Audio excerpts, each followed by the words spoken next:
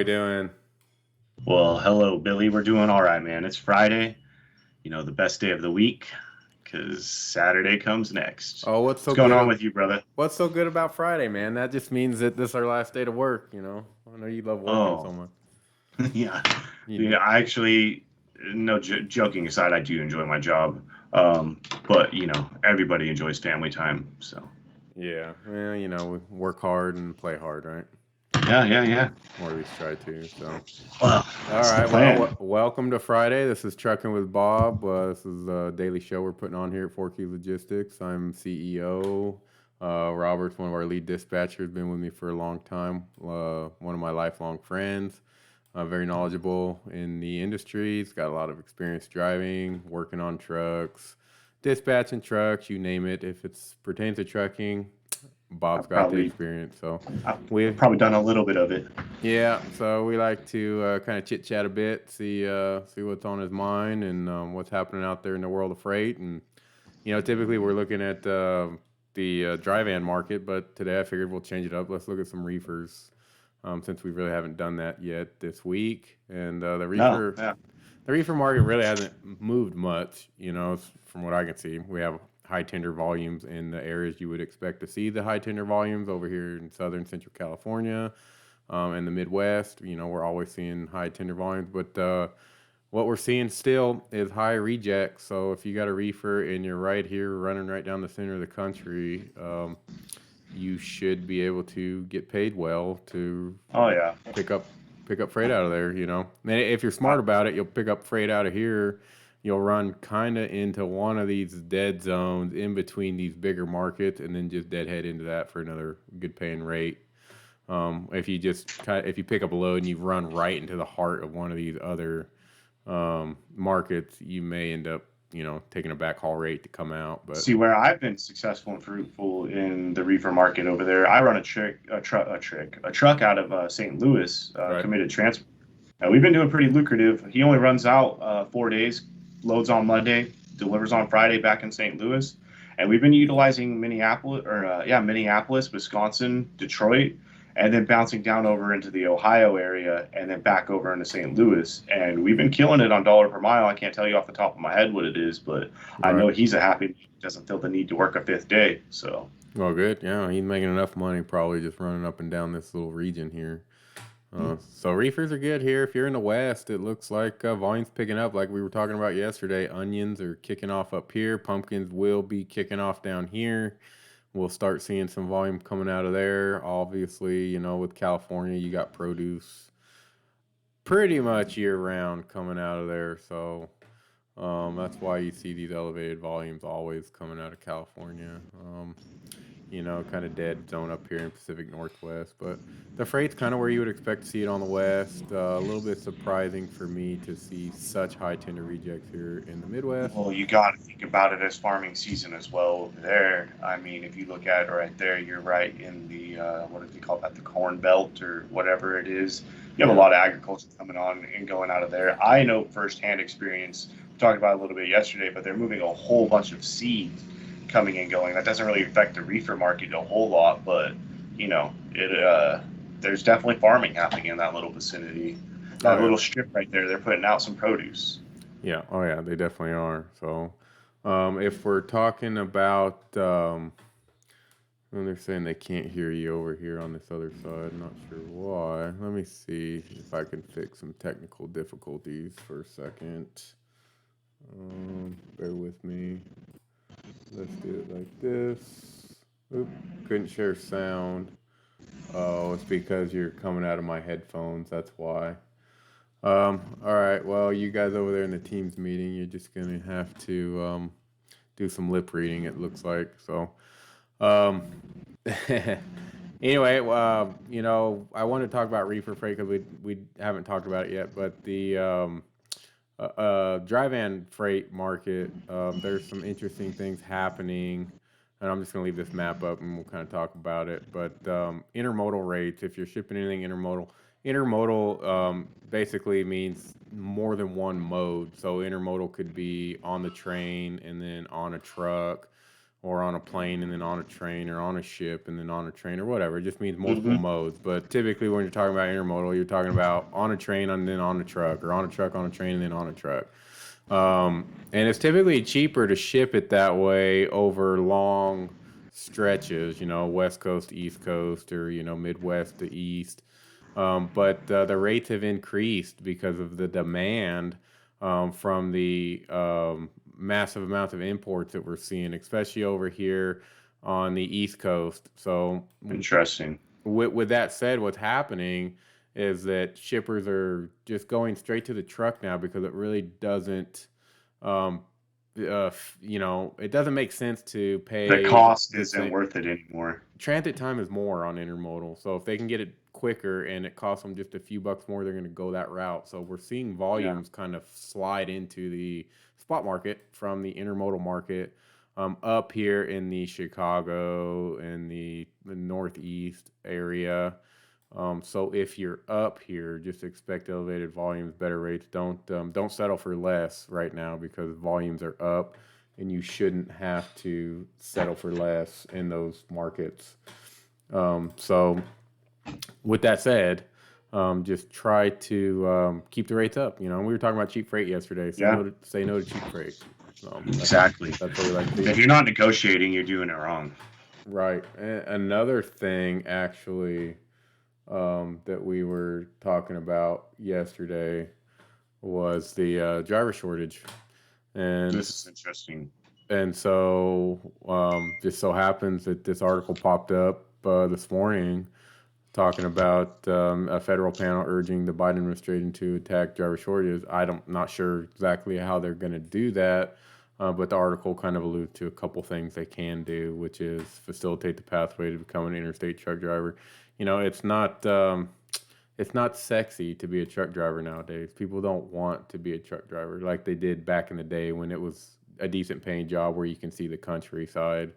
Nowadays, it's more of like, you become a truck driver and there's a stigma with that. Yeah, we've talked about it in the past. Nobody really cares about the truck drivers on the road anymore. Once upon a time, there's a little bit of a level of respect, dignity that could be held with it. And I'm not saying that it's not a job that you shouldn't feel proud of because it's a great career, but there is a stigma, like you said. Yep, there is. So I think that's why a lot of people are going out. Can you guys in the Teams meeting hear Robert now? I just changed the sound settings. Can you Nothing, guys huh? hear me? All right, well, we tried. Yeah. But yeah, and that's the biggest thing. Nobody wants to go into a profession where you're looked down on or treated, less than human.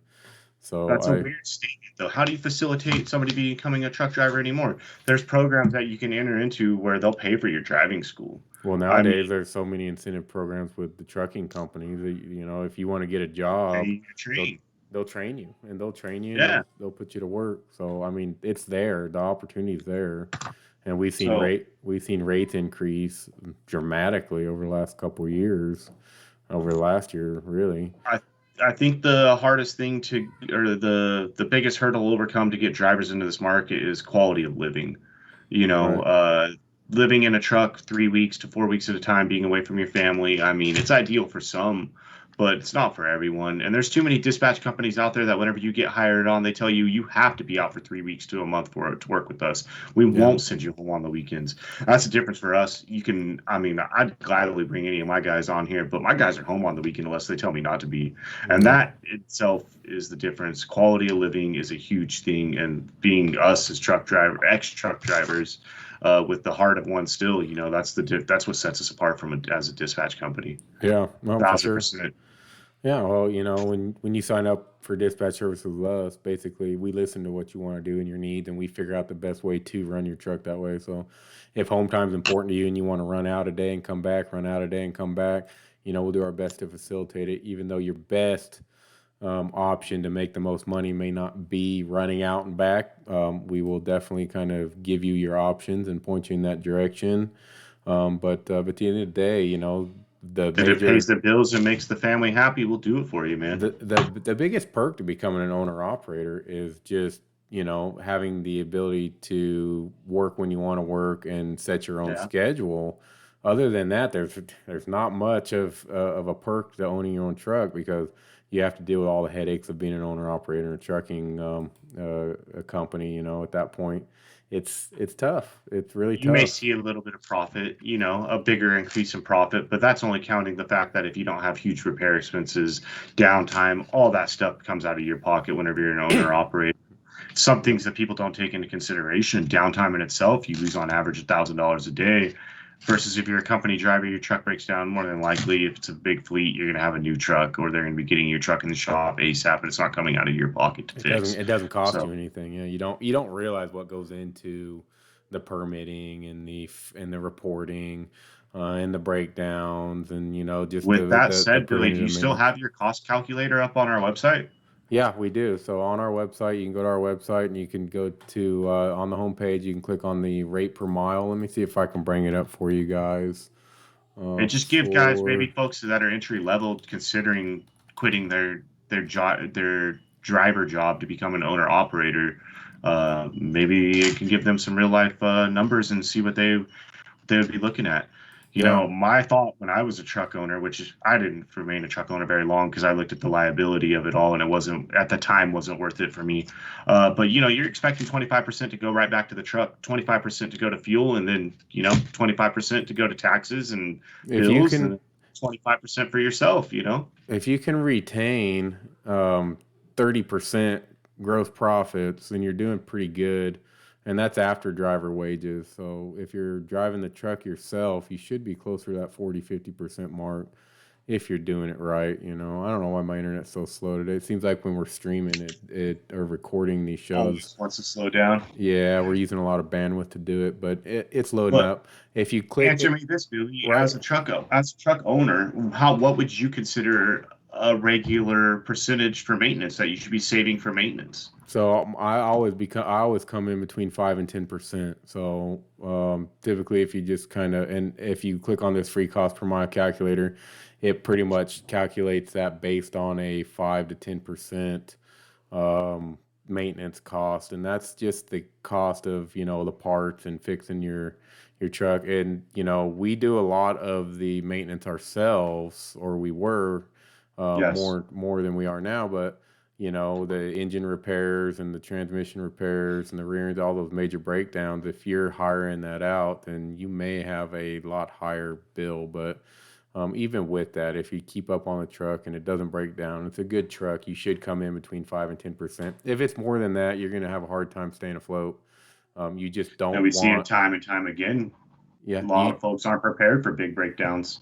you don't want to have high expenses. I mean, you're gonna have them, but you don't want them to be more than average because there's just not a lot of meat left on the bone after you pay everything.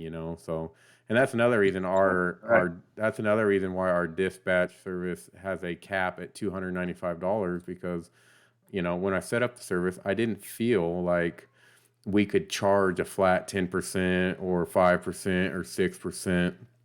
I picked a number where I felt we could make money and the truck could make money, so that we're not out there just trying to take money from a guy who's working his butt off essentially. Because at the end of the day, you're the one doing all the work. We're helping you out, we're assisting you, we're getting you paid well on your loads, but you're the one out there doing the work, so you should be compensated for it. I think if we can Definitely. make $295 off a truck, we're happy.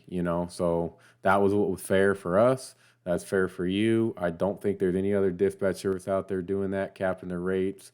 They're all going to charge you a percentage because for them, it's all about how much money they can make off of you. For us, it's how much money we can make for you. So that's the difference in our dispatch service from somebody else's dispatch service is that we actually care about the truck and we care about the truck making money and being profitable, because we come from that world, right? We are truck We drivers. truly do. We truly do. So, and all of our dispatchers have some sort of background in trucking. Most of them have some sort of driving background in trucking. In fact, all of them do. We don't have one that doesn't. So when you hire us, you're hiring a bunch of people that can sympathize with what you're going through out there. Um, as far as driving the truck, running the truck, operating the truck, and dealing with shippers and receivers. Yeah. Another thing I was reading about was, you know, Ooh, that's a scary thing. Well, it's not as scary as it looks. So essentially, like T-Mobile, a lot of these big wireless companies are shutting down their 3G networks and going for 5G networks. So if you have Boost Mobile, you might want to consider changing because Boost Mobile uses T-Mobile's 3G networks, and they are getting ready to shut them down. And there's a big issue with that right now. In front of the Department of Justice, and they're looking into it, and they have grave concerns about a company being able to do that to another company. Boost Mobile was bought by Dish Network, and Dish Network is really fighting it tooth and nail because that's going to put all of their customers that are running on that Boost Mobile network out of service. They won't have a network anymore after that. So Wow. what's happening also is if you have an older ELD, a Samsara or Garmin or something that's running on one of those 3G networks, you may want to start looking into something a little bit newer because it will go offline here January 1 when a lot of these companies shut down these old 3G networks. So just a heads up, if you're running old ELD, you may want to look into that because January 1, 2022, it may not work for you anymore. And then to cap off our Trucking with Bob segment today, I know I'm kind of running through here. I want to really keep these under 20 minutes. We're at 16 minutes. Bob, this was something you found. Yeah. This is a highway we're very familiar with. We used to run a lot of freight up and down here as a driver. Oh yeah. This is a route I drove a lot. Looks like a cow got in the middle of the highway and shut it down for more than an hour. That's not good if you're trying to make that 7 o'clock out there in San Bern. That's why you give yourself as much time as you can because you never know when you're going to be stuck behind a cow, right? Yeah, fortunately though, that's a good area you could reroute around if you know it. But if you're trying to travel through and you don't know that area, it'd be hard to do. Yeah. And it looks like it happened out there on Rancho Cucamonga, Yeah, almost right to there no man's land. So on the 210 on the near Rancho Cucamonga. So you have a lot of dairies out in that area down in Ontario and Chino and on the outskirts of Rancho. So this cow yeah, probably just broke out of one of those dairies, wandered his way into the freeway, and they shut it down. he's like, forget horsepower, it's bull power today. Yep, that's right. Bull power. So, anyway, all right, well, we'll wrap it up with that. Good show, Robert. It's the weekend, so here at Four Happy Keys Friday. on a Friday, we like to wrap up our work early and get out of the office. Home time is valued. I think if we can get away and get our job done early, we should be able to start enjoying the weekend a little bit early too. So, let's wrap it up, and we'll be back on Monday. We'll put out another Trucking with Bob show, give you some market updates. I think we're going to see a lot of capacity moving out of the southeast and into the probably Texas market, maybe the Midwest. We'll see if I'm right. We'll look at those numbers on Monday, and we'll point you guys. Also, guys, stay tuned. Me and Billy have some cool things in the works as a company, just to introduce ourselves and kind of roll out what we're going to be doing in the future a little bit. And stay tuned. We got some exciting stuff coming up very soon. We do, and this YouTube channel and this show is actually kind of a precursor to what's about to come. So without putting too much out there, we have some things happening. We are going to be doing some segments where we're going to introduce the team one by one by one. We'll put them out that way you guys can really get to know Four Keys Logistics and the dispatchers that work for Four Keys Logistics, and why we do it better than the rest and what sets us apart from other dispatch services. So stay tuned. We're going to put those out kind of as we build up subscribers and get this thing off the ground. We will kind of put those out. So with that said, like, subscribe, check us out online, fourkeyslogistics.com. Better do it. There's a lot better of information. do it. Listen to Bobby, better do it. He knows what he's All right, talking about. guys. So, all right, until then, we'll see you guys on Monday.